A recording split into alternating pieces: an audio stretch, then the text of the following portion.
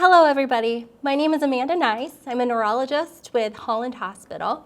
I have the privilege of talking today about a very important concept in honor of May being Stroke Awareness Month. So my goals of this discussion will be to discuss common myths regarding stroke, try to recognize the signs of stroke, go over some of the treatments that we have available for stroke, and then importantly talk about prevention of stroke. In the last part of the discussion, we'll also comment on some special considerations in context of the current COVID-19 virus. So some common stroke misconceptions. Stroke only happens in elderly patients. So although stroke is more common as we get older, we know that it can happen in all age groups. Next misconception would be that stroke has pain associated with it. That is actually rarely the case, and just because you don't have pain doesn't mean it is not a stroke. The third common misconception is that sleep can help in the setting of a stroke. This would be the opposite of what we'd recommend, and that sleep is not a good idea when you're having signs of a stroke. Next, if symptoms are transient, you don't need to seek medical attention.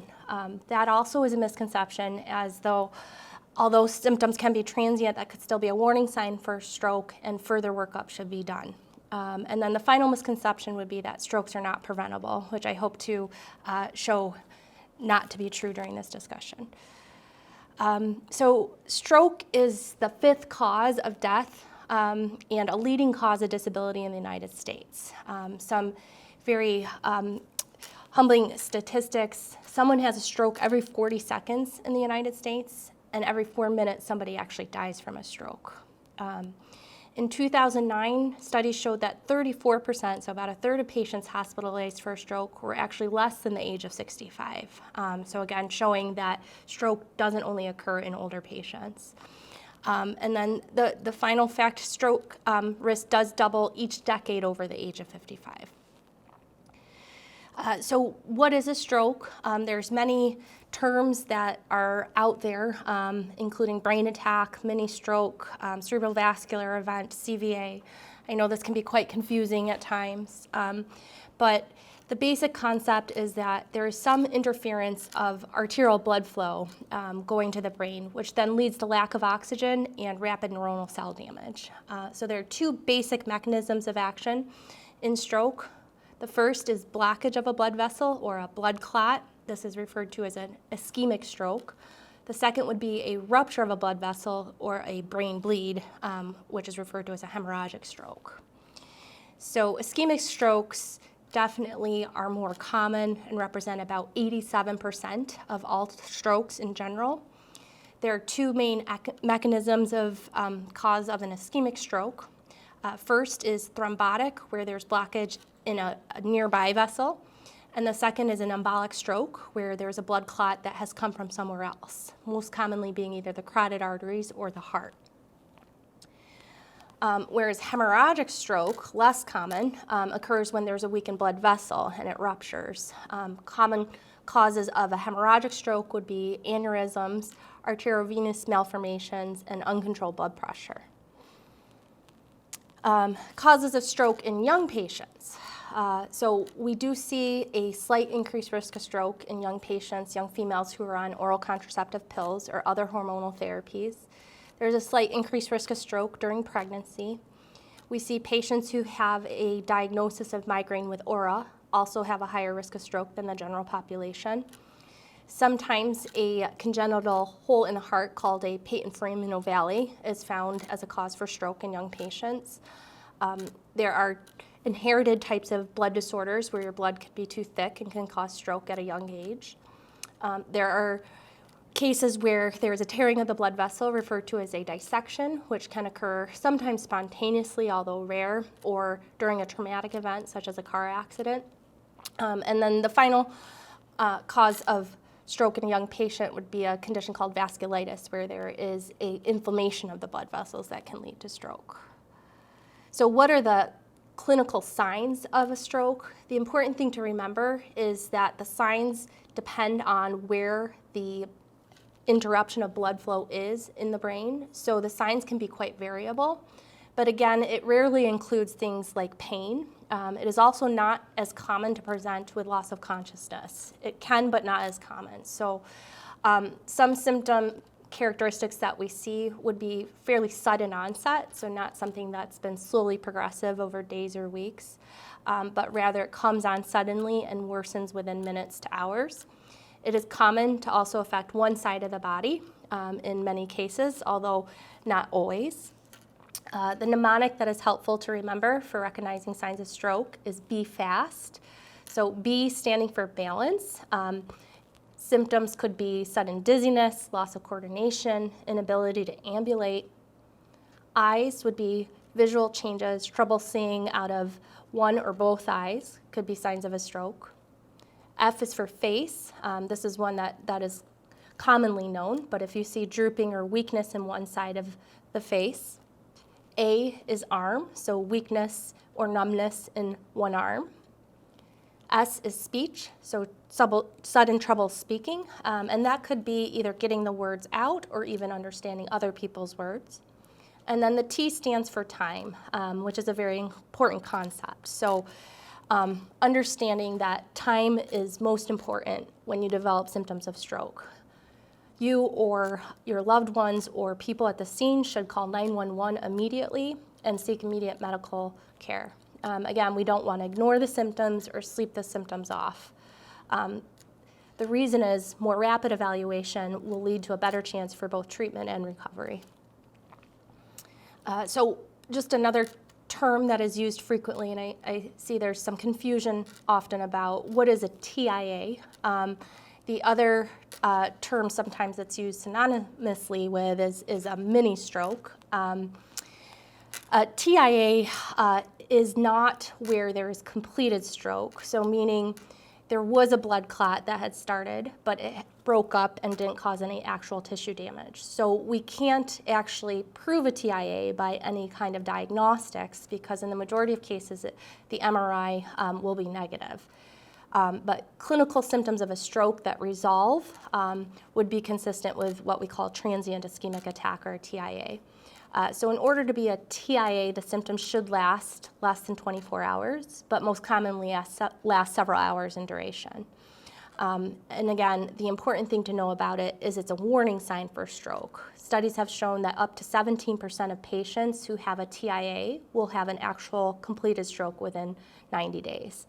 So if you have symptoms of a TIA, it is important still to go get checked out. So what are our goals of treatment in stroke? The main end goal is to emergently restore blood flow to the area of the occluded or blocked vessel. By doing that, we're able to limit tissue damage and prevent disability and even death in some cases. So first step, again, is to call 911. When you're taken to the emergency department, physicians there will evaluate for signs and symptoms of a stroke. Oftentimes, neurology is called and will also come in to evaluate. You are then sent for urgent brain imaging as well as lab work, and then the determination will be made if you are a candidate for any kind of stroke treatment. So we have a picture of a CAT scan here, and what the arrow is pointing to are subtle signs of an acute stroke. So the truth is, in most cases of an acute ischemic stroke, when patients are presenting within hours of symptom onset, the CTs are often normal. We do them mainly to make certain that there aren't other causes of symptoms, like a tumor. We also want to make sure it's not a hemorrhagic stroke, as treatment differs there.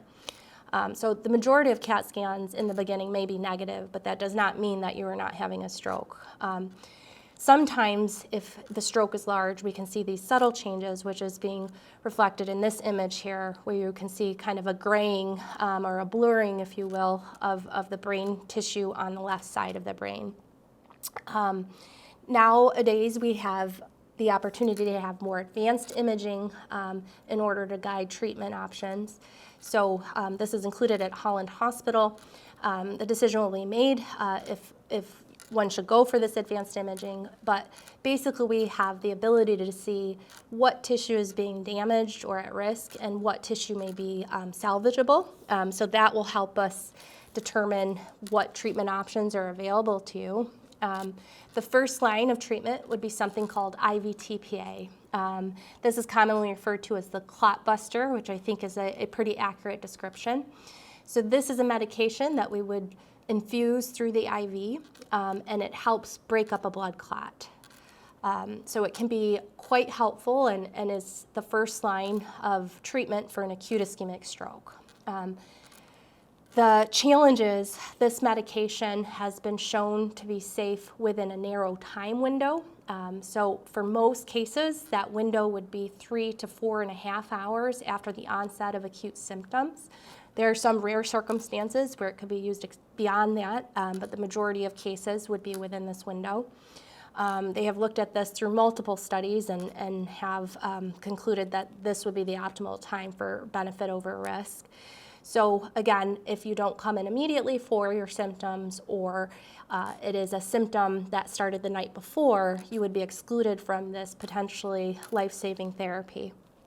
So the therapy, the TPA, has been available for many years now. The landmark article was actually in 1995. And what that article demonstrated was that the use of this medication for acute stroke reduced risk of disability after 3 months by 30%. So a third of patients were doing better compared to those who did not receive the medication. So that can be a significant functional benefit in a good proportion of patients. So again, the challenges or the limitations with the medication is we have to have a definite time of onset, trying to stay within that 3 and 4.5 hour window. There are also some contraindications to receiving this medication, which may include prior bleeding history or recent surgeries. That is a list that the physician providing the therapy will go through thoroughly before considering. The other thing is there is some risk with the medication. So as a clot buster, it does thin blood.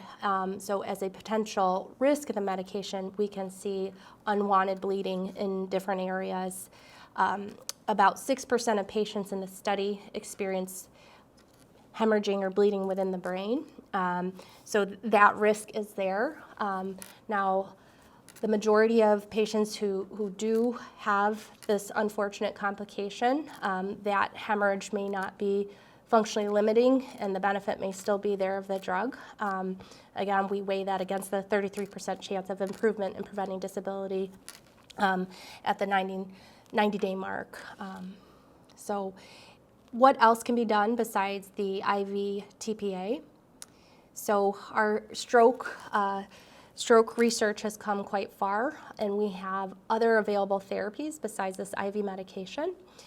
So now there are actually endovascular treatments available for stroke. Endovascular meaning minimally invasive, where they can do a procedure to try to mitigate that clot and prevent tissue damage. So one option is to go in through a catheter and inject the IV TPA, or inject the TPA or the clot buster at the exact site of occlusion.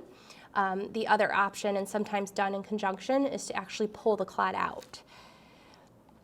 So they did a landmark trial in 2015 looking at patients who had just IV TPA, so just the medicine through the IV, the clot buster, versus those who got IV TPA and then the endovascular procedure. And approximately 13.5% showed improvement in the endovascular group. So there's an additional functional benefit in that group in the correct candidates. So this picture represents what we call a conventional angiogram. So this is where the physician would use the catheter again and use dye and x-rays to look to see where the blood clot is. So in picture A, you can see the blood vessels, and the arrow is pointing to the point of occlusion. So distal to that, or far away from that, there is less dye being picked up in the blood vessels because it's not receiving the same blood flow. In picture B, this is after endovascular therapy where they've gone in and removed the clot, and you can see right there, right away, that the blood vessels are starting to fill with dye, meaning that there's return of blood flow. This is a very neat picture of an actual blood clot that was pulled out of somebody's brain. So that is what they're going after when they're doing these procedures. So those two treatment options are great ones in the correct candidate, and your response to your initial symptoms can determine whether or not you will be a good candidate. The main thing, again, seeking immediate medical attention. So what else can we do in terms of preventing stroke? You may be surprised to know that a large majority of strokes can be considered preventable. They say upwards of 80 to 90%. Now, there are some non-modifiable risk factors, meaning we don't have the power to alter these. One is age. We're all going to get older, and again, over the age of 55, the risk doubles for stroke each decade. The other is gender. So we see a 1.25 times greater incidence of stroke in men than women. The third thing that would be non-modifiable is heredity.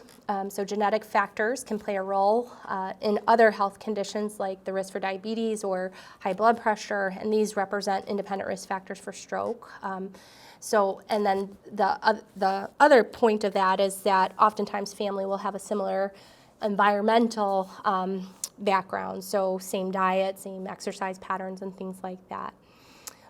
The final thing would be race. So we do see more strokes occurring in Blacks, Hispanics, American Indians, and Alaska Natives compared to non-Hispanic whites or Asians. So what are our modifiable risk factors, meaning what are things that we do have control over? So blood pressure or hypertension is a very big one, and we want to work very closely with our physicians on keeping that modified, whether it's through diet or pharmaceuticals. Similarly with cholesterol or diabetes. Smoking greatly increases the risk for stroke, both ischemic as well as hemorrhagic, so not smoking is very important. The amount of alcohol consumption that we have, physical activity, diet, and our weight. So our goals for these risk factors, blood pressure, we would like less than 140/90. If you have high blood pressure and diabetes, then that goal is even tighter, of less than 130/80. Cholesterol goals, so that LDL or that bad cholesterol, ideally for stroke prevention, we want less than 70 or a 50% reduction from baseline. And then diabetes, a very tight sugar control with a hemoglobin A1C, which is the 3-month average of blood sugars, of less than 7%. In terms of smoking, so whether it's 1 cigarette a day or 1 pack a day, all smoking is bad and increases risk for stroke. So recommendations would be for complete cessation. Alcohol, it is not as black and white with that. So it is felt that men can have 2 or fewer drinks per day and not greatly increase the risk for stroke or heart disease. With women, it's only 1 or fewer drinks per day. Physical activity recommendations would be at least 30 minutes of moderate intensity exercise at least 3 times per week. And then diet, so kind of the opposite of the Atkins diet, going more towards low fat, low sodium. There is a lot of information for the Mediterranean diet and neurologic health in general. And then we want to keep our body mass index or our BMI at a healthy level. What are other risk factors for stroke? So atrial fibrillation, not necessarily a modifiable risk factor, but rather a health condition that is fairly common. So atrial fibrillation represents an irregular heartbeat where the heart is not beating in synchrony. And what happens is this inconsistent beating can lead to pooling of the blood and formation of blood clots. The most dangerous type is where you have AFib and then go back into normal sinus rhythm because it's during that normal sinus rhythm that the blood clot will then eject and go to the brain. And these type of strokes can be quite devastating. So when patient is diagnosed with atrial fibrillation, often through their primary care physicians or their cardiologists, we do look at treatment for this. A score they use is called a CHAD score. And so you can see we look at different factors for each patient and determine whether or not the risk for stroke would be high with the diagnosis of AFib. So really you only need one or more of these factors in addition to a diagnosis of AFib to increase your risk for stroke to the point where we would recommend treatment. So if you have AFib and a history of heart failure or high blood pressure, you're age 75 or older, you have diabetes, you've had a prior stroke, you have other signs of vascular disease such as heart disease or peripheral vascular disease, or you're female, then that score goes up. So in that situation, we do recommend treatment. Fortunately, there is very good treatment available. Treatment would be anticoagulation, which is a type of medication. Many are familiar with Coumadin or warfarin, but there are several other newer options as well that can be used to thin the blood and prevent those blood clots from going to the brain. Another risk factor for stroke, for embolic stroke, would be carotid artery stenosis. So these are the large arteries in the neck here that bring blood to the anterior portion of the brain. And it is not uncommon to get plaque buildup in these large arteries. Large artery atherosclerosis, so plaque in those arteries, is responsible for about 15% of all embolic ischemic strokes. So the good thing again is we do have treatment options for this as well. They've looked at medical therapy as a treatment versus surgical therapy, and they have found several factors which would determine what is better. So if you have a blockage that is greater than 70% and you have had a stroke on that side of the artery, then they do recommend surgical intervention. But if it is less than 70% or it is not the symptomatic side, meaning you haven't had a stroke on that side, then medical management is felt to be as appropriate, or more so than the surgery. So this is a depiction of, on the left, the carotid artery. So you can see the normal anatomy, and then next to it, a carotid artery that has plaque buildup. And then the right side of the screen shows a carotid endarterectomy, where they do a small incision into the artery and actually mechanically retrieve the plaque. So final topic would be special considerations in stroke and COVID-19. So what we are seeing is that there are many neurologic complications with COVID-19. Initial reports from China actually indicated that 36%, so more than a third of patients, experienced neurologic symptoms with COVID-19, and 5.7% of those patients had stroke with the infection. We know that patients with COVID-19 are at higher risk for stroke if they have other stroke risk factors as well. Another common thing that we are seeing is that this population seems to have elevation in a blood marker called a D-dimer.